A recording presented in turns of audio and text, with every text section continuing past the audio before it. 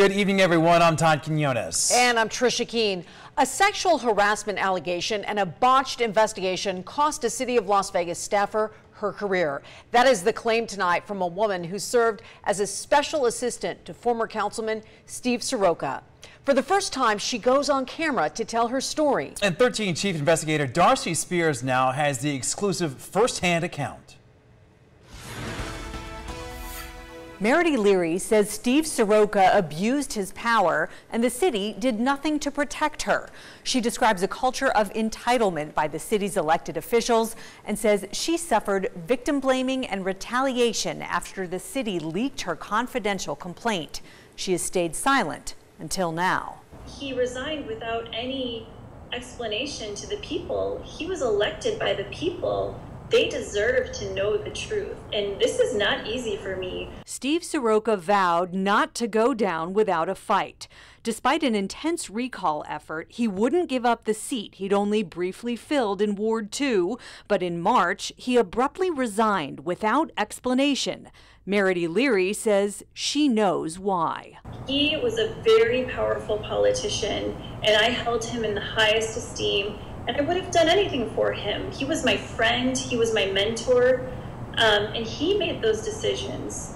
He made the decisions to take the relationship to an unprofessional level. In her February human resources complaint to the City of Las Vegas and in this one just filed with the Nevada Equal Rights Commission, Leary, who served as Seroka's special assistant, describes methodical manipulation, predatory grooming, and harassment leading up to sexual assault. I started accompanying him more and more events where there was drinking involved.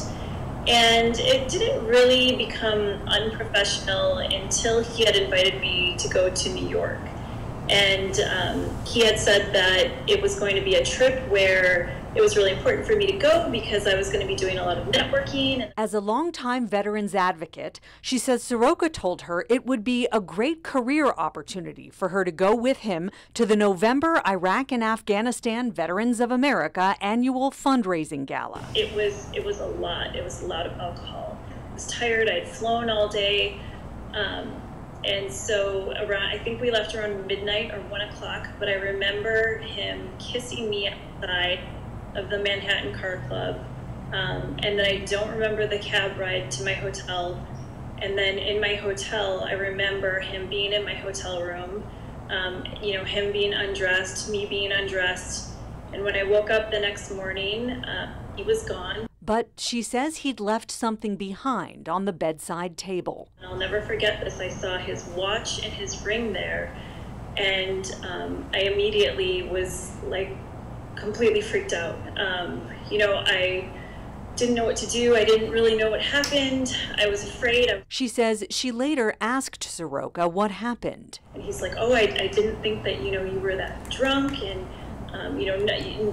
nothing like completely happened." And he's like, I thought that it was you too that wanted to do this, and he was putting like very much the blame on me. And scared that she'd be fired, she didn't feel safe to tell anyone and says she hoped it would just all go away, but that didn't happen. There would be times where he would call me when he had been drinking and he would tell me about sexual fantasies that he had. He was always, making mention of how beautiful I was, how he was in love with me. Behavior her attorneys would later call grooming. Also, being very physical, but it was always like either in his car at City Hall when we were going to a meeting.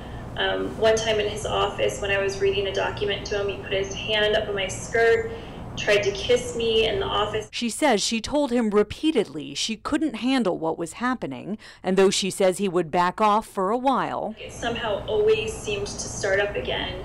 And I know that the people at City Hall believe that I'm to blame, and sometimes I think I could have been more forceful. I should have not gone along with it as much as I did. But ultimately, Darcy, he was my boss. He was in a huge position of power over me. He was the city councilman. I was afraid. I was afraid to tell my husband. I was afraid to tell my coworkers. I was afraid to lose my career. Steve Seroka has not responded to multiple attempts to reach him for response, and neither has his attorney. 13 Investigates has reviewed evidence presented to the city in which Seroka praises Leary's work, says he's embarrassed, and calls what happened an anomaly and a mistake. He offers options for her to work part-time from home or resign to keep her benefits. He also asks that the whole thing be kept quiet. But she couldn't stay silent.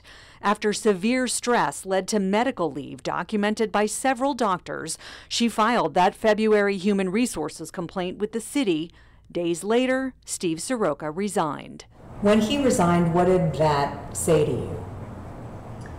But he was guilty. I mean, he had held a fundraiser the week before fighting this recall and taken thousands of dollars from people. When he abruptly resigned while that process was ongoing, what were your thoughts? Well, it was very surprising. Victoria Seaman replaced Steve Seroka after winning a special election in June. We tried to ask her about Leary's allegations.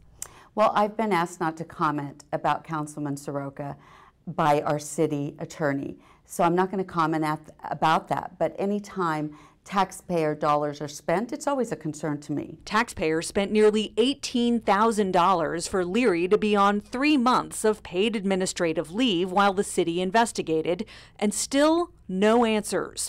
Her lawyers say despite doctors' notes citing trauma, anxiety, and severe stress, the city stopped paying her in May after she refused to come back to work at City Hall. This has been the worst experience of my life. My children have had to watch me become a shell of the person that I was before. She says she's going public now to protect other women and is weighing her options about what to do next. All the pain that I'm going through right now is so that it won't happen anymore. At City Hall, they let these council people do whatever they want. They're like rock stars. They get to pick whoever their staff is, they get to go wherever they want, they get to say whatever they want, and there's no repercussions, and it's not okay. Leary's lawyers call the city's handling of her complaint abnormal and inappropriate. They're considering possible legal action. Darcy Spears, 13 Investigates.